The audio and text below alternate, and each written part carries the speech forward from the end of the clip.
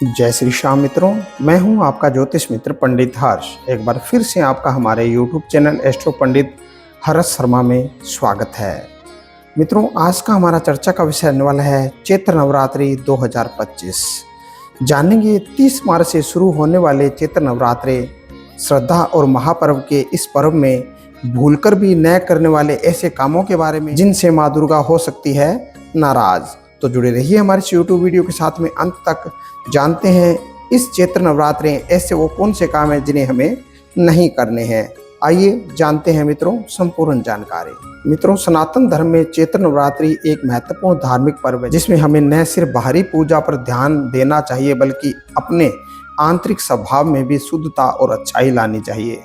कुछ नियमों का पालन करके हम न सिर्फ इस व्रत का सही तरीके से पालन कर सकते हैं बल्कि जीवन में शांति और समृद्धि का आशीर्वाद भी प्राप्त कर सकते हैं।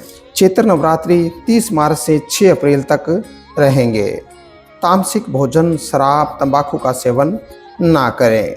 नवरात्रि में काले कपड़े और चमड़े की चीजें ना पहने। चैत्र नवरात्रि जो कि मां दुर्गा के 9 रूपों की पूजा के लिए समर्पित है, हिंदू धर्म का एक बेहद महत्वपूर्ण पर्व है। यह पर्व हर साल शुक्ल पक्ष की प्रतिपदा तिथि से शुरू होता है और इस बार यह नवरात्रि 30 मार्च 2025 से शुरू होकर 6 अप्रैल तक चलेंगे। नवरात्रि के समय विशेष रूप से व्रत, पूजा और ध्यान के लिए समर्पित होता है, जहां देवी दुर्गा की विभिन्न रूपों की पूजा होती है। इस दौरान भक्त अपने जीवन में सुख, शांति और समृद्धि की कामना करते हैं, लेकिन इन 9 दिनों में कुछ विशेष नियमों का पालन करना भी जरूरी होता है ताकि व्रत का पूरा फल प्राप्त लिया जा सके।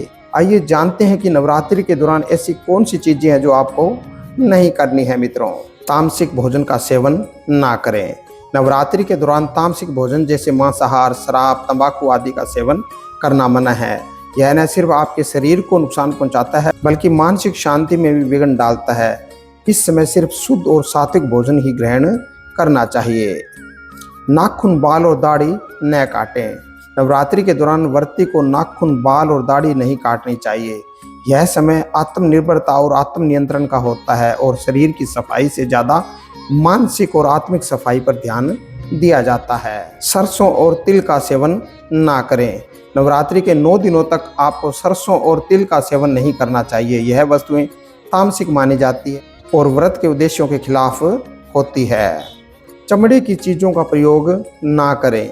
चमड़े से बनी चीजों का उपयोग नवरात्रि में नहीं करना चाहिए क्योंकि यह तामसिक पदार्थ माने जाते हैं और धार्मिक दृष्टि से इनका उपयोग व्रत में अशुभ माना जाता है। काले रंग के कपड़े ना पहने।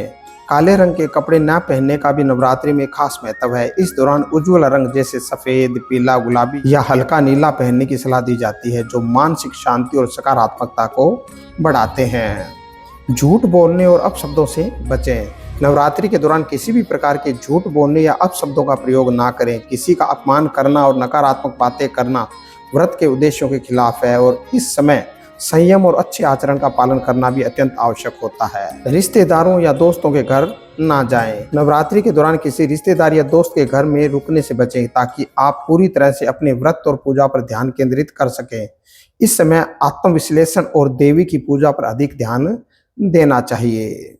घर की सफाई रखें। नवरात्रि के दौरान घर की साफ सफाई पर विशेष ध्यान दें।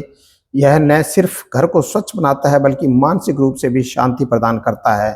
घर का वातावरण पवित्र होना चाहिए। आरती और पूजा नियमित रूप से करें। नवरात्रि के समय घर में प्रतिदिन सुबह और शाम को मां दुर्गा की आरती अवश्य करें।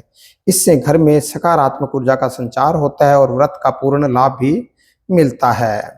अंधेरा ना होने दें। नवरात्रि के दौरान घर में अंधेरा ना होने दें। जितना संभव हो सके घर में दीप जलाएं और स्वच्छ प्रकाश का माहौल बनाएं। यह शुभता और सकारात्मकता का प्रतीक होता है। मित्रों, ये थी हमारी कुछ खास और विशेष जानकारी। नवरात्रों के दौरान हमें ऐसी कौन सी चीजें हैं नहीं करनी चाहिए। अगर आप इन बुरी आदतों या बुरी चीजों से बचते हैं तो माता रानी का मिलेगा आपको आशीर्वाद। इसी तरह की और अन्य जानकारी जानने के लिए जुड़े रहिए हमारे इस चैनल के साथ में। हमारे इस चैनल पर ज्योतिष को बड़े ही सरल भाषा में बताया और समझाया जाता है। आज के लिए बस इतना ही मित्रों। जय श्री श्याम।